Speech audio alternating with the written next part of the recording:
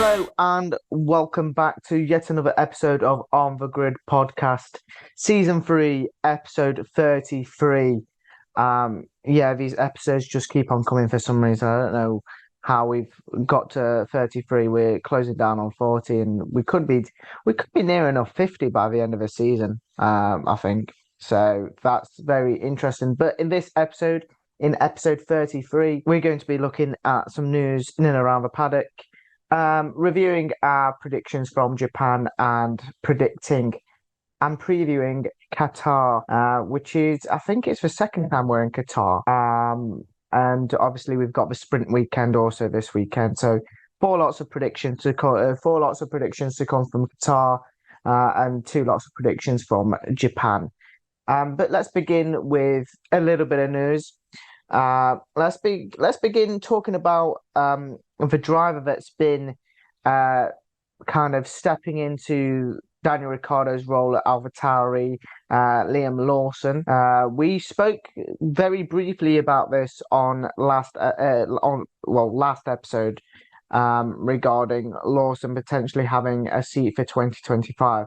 And I kind of want to delve into it a little bit deeper. Obviously, there's a rumor that's gone on record that he's got a seat confirmed for 2025. But Ethan, from your perspective, who do you think it could be for? Obviously, Sergio Perez's contract runs out at Red Bull. Yuki Tsunoda and Daniel Ricciardo's contracts run out in 2024 as well. Or could it be a completely different team? What are your thoughts and opinions on Liam Lawson potentially being set in stone for 2025 and having a seat in F1? I think you got to say that it's most likely to be with AlphaTauri, or whatever they're rebranded to. He's not going to go straight into a Red Bull, and Red Bull aren't going to want a talent like that to go to a different team. So if he doesn't get that seat with AlphaTauri for 2025, then I think he will be looking elsewhere and looking to, get a seat with somewhere else. There's talk that he could be looking at that Williams seat, maybe going on a loan. However, I do think that's unlikely. There's reports that, if Sargent is to be let go, then they're thinking of bringing in Felipe Drugovich, obviously last year's F2 champion. So it'll be interesting to see how this develops. But I think it's most likely to be with AlphaTauri, who, if Sergio Perez doesn't keep performing, we'll look to swap either Daniel Ricciardo or Yuki Tsunoda into that seat. So yeah, we'll watch to see how this develops. And another question on the back of that one. Obviously, if he does go into that AlphaTauri team, who do you think is more likely to replace Sergio Perez if Sergio Perez does depart Red Bull?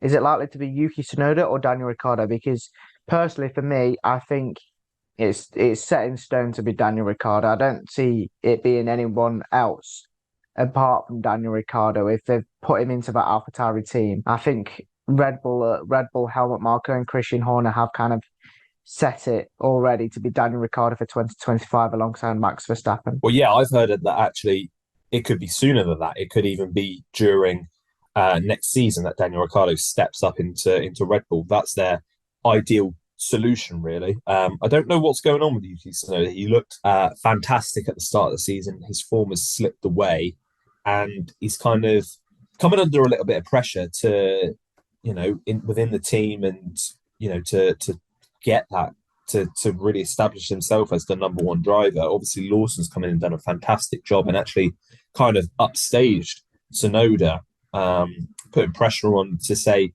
is Tsunoda's seat under threat? So Yuki really needs to find some form. He needs to get back to the form he showed at the start of the season for the rest of this season and really start next season off strong. If he's coming up against Daniel Ricciardo, that is a great marker for him to really cement his position and go, no, I'm the number one at this team. I've been here 3 years. You're not going to come in and beat me, because, it's a no pressure environment for Lawson, and he's done such a fantastic job beating Tsunoda that Tsunoda's come under more pressure as a result. Whereas if he goes and beats Ricciardo, then you can look at saying, well, I'm beating an 8 or 9 Grand Prix winner. So yes, I know he's coming under a little bit of pressure. He needs to really step up his game. A driver that is certainly under a lot of pressure and has a seat in jeopardy is Logan Sargent. I think the only driver this season that's yet to have his race seat confirmed for next season. And I certainly do not think that will be extended. I think that this might be a one and out year stint for Logan Sargent. And if what you were saying with the rumours being that Felipe Drugovich could be going to Williams, I think that will likely happen. I mean, Logan Sargent, his season has been very up and down. We speak a hell of a lot about the rookies, but I wouldn't say he's done a lot better than Nick De Vries. I mean, Nick De Vries obviously had his seat taken away from him midway through the season, and Logan Sargent hasn't, obviously. But I think their performances have been very equal. To say that Nick De Vries hasn't been in the sport for what, 6-7 races now. So yeah, Ethan, what are your opinions on Logan Sargent? Do you think that he's likely to stay for another season, or do you think that he's being replaced and Williams are already setting their shortlist for the next number 2 driver alongside Alex Albon? Well, what's surprising for me is that, Mick Schumacher hasn't been under consideration. Apparently, Toto Wolff sent over some simulated data over to his good friend James Vowles, but he was kind of obviously not too impressed by it because he rejected that idea. So it looks to be a straight fight between Sargent and Drugovich. Obviously, it's Sargent's to lose. He's the one with the seat at the minute.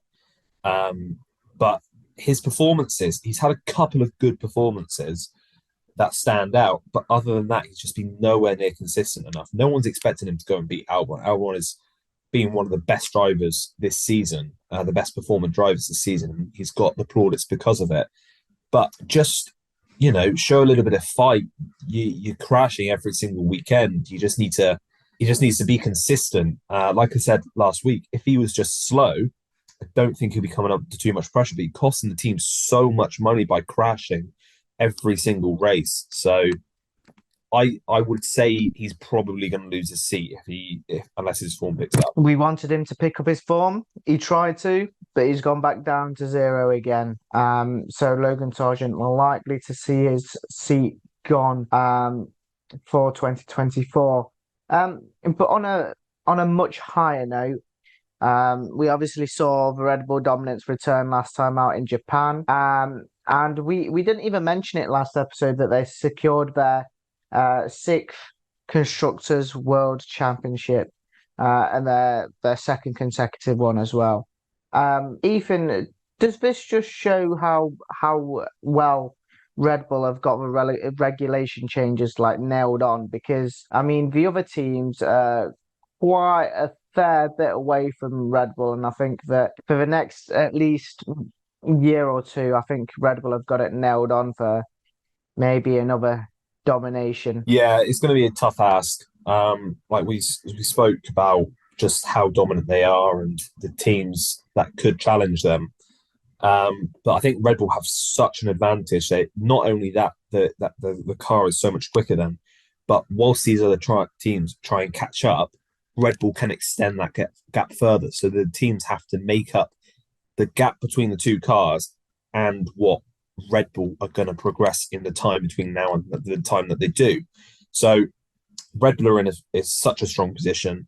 They've already secured the Constructors' Championship. They're going to secure the Drivers' Championship either this weekend or next weekend.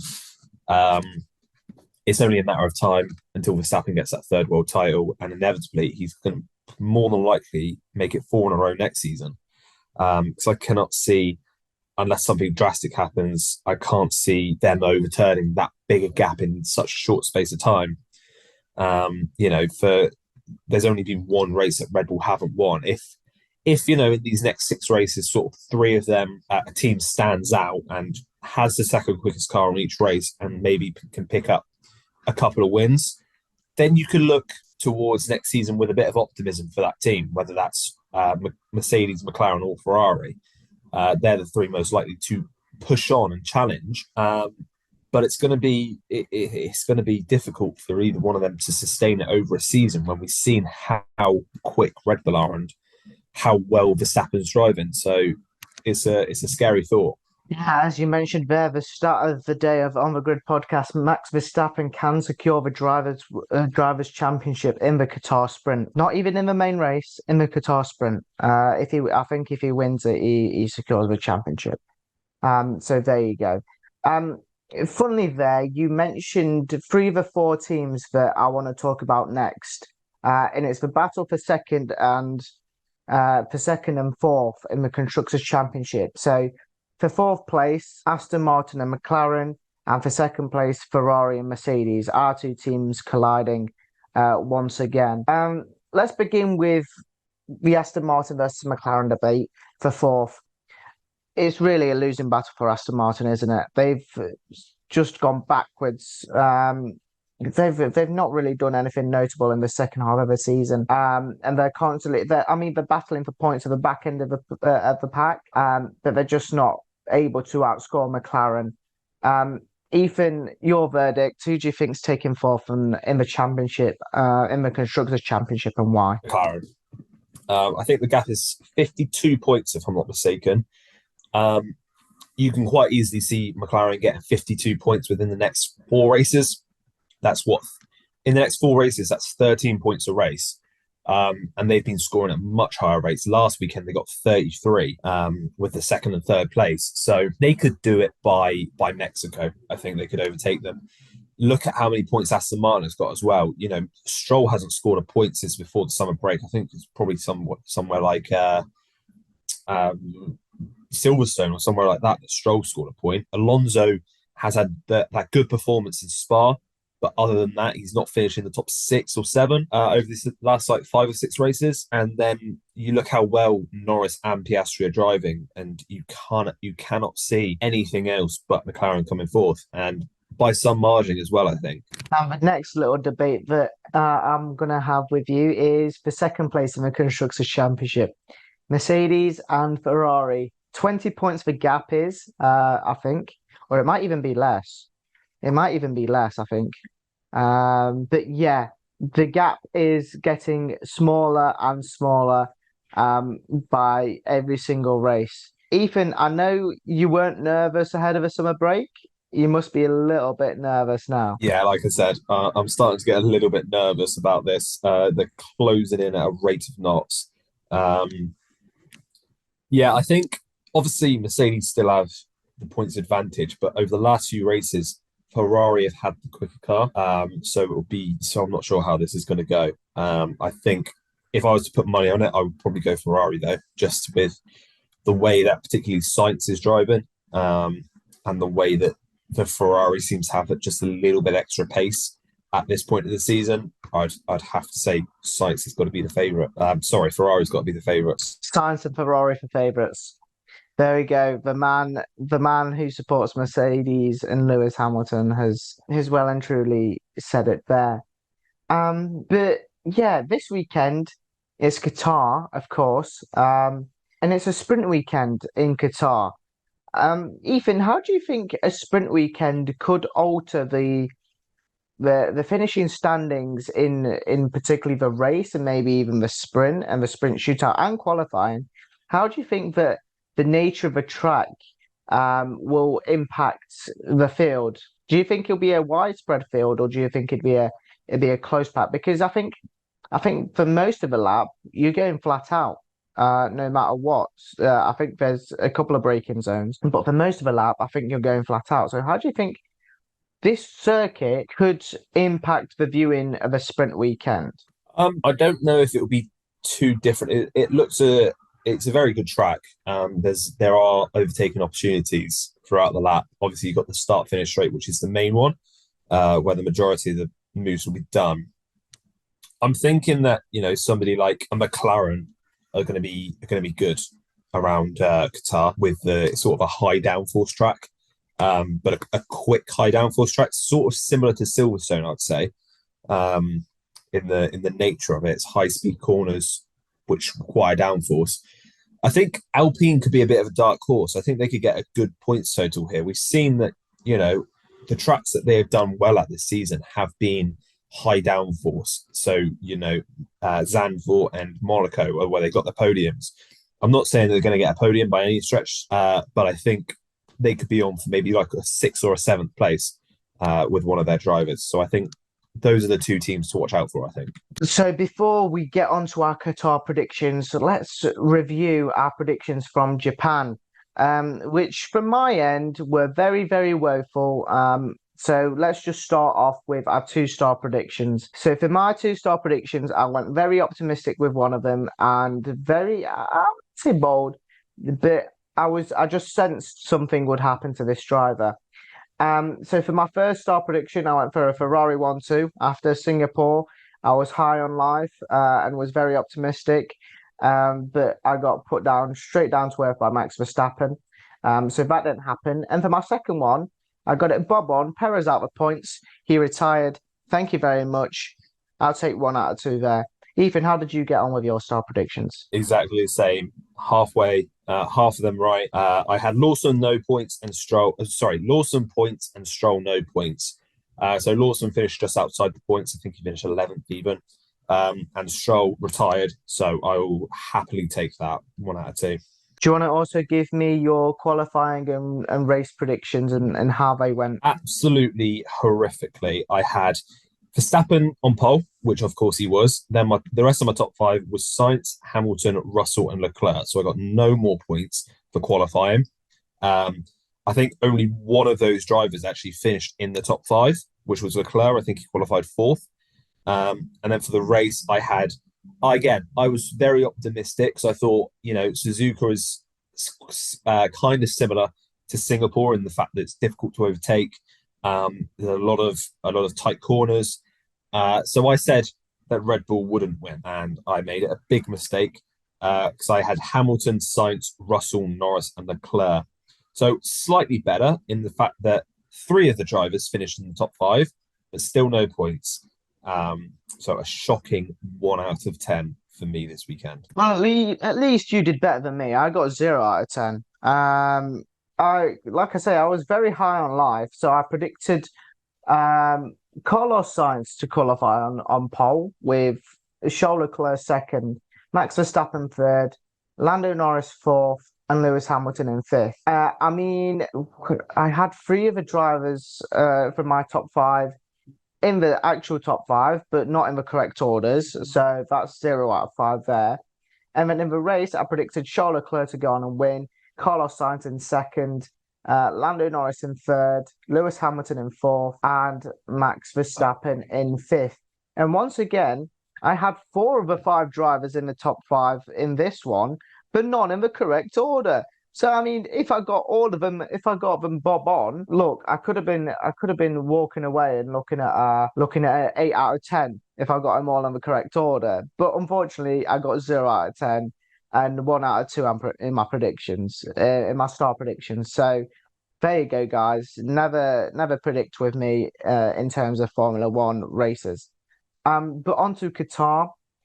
I reckon we group both the sprint and the qualifying race as separate. So, Ethan, why don't you give me your sprint shootout predictions and your sprint predictions? I forgot it was a sprint race this weekend. I cannot lie. So I'll go back to you whilst I come up with the top 5 for my qualifying and sprint race. Brilliant, fantastic. Okay. So for my sprint shootout predictions. I don't know. I might still be living from the past of Singapore, and I'm still feeling very optimistic. I've gone with a Charles Leclerc pole for sprint shootout. I don't know why. I've just got a gut instinct that I think Ferrari will bring some monster package to Qatar, and will be able to secure pole position in the sprint shootout. I've gone with Max Verstappen in 2nd, Carlos Sainz in 3rd, George Russell to get 4th, and Sergio Perez in 5th. Incidentally, I don't know why I feel that the Mercedes of Lewis Hamilton and the 2 McLarens won't do well in the sprint shootout. I think that they're going to be focusing more on qualifying and the race. But for the sprint, I've gone with Max Verstappen clinching his 3rd world title by winning the sprint. Charles Leclerc in second, Carlos Sainz in third, Sergio Perez in fourth. And I think Lewis Hamilton will get into the top five by clawing his way back from P10 or something like that to finish in P5. Ethan, have you got your predictions ready and sorted for the sprint shootout and the sprint now? I do now. So for sprint qualifying, I've gone Verstappen on pole, of course. I've gone for Oscar Piastri second, Leclerc third, Norris fourth, and Hamilton fifth. And then for the sprint race, I've gone Verstappen to clinch the victory yet again. Norris and Piastri rounding off the podium, so a repeat of last weekend. And then Leclerc and Perez in my top five for the sprint race. And on to quali and the race, I've gone with another Max Verstappen pole position with Charles Leclerc in second, Lando Norris in third, Carlos Sainz in fourth, and Lewis Hamilton in fifth. Incidentally, you're thinking, right, there's no Oscar Piastri here, and you lot are gonna call me crazy.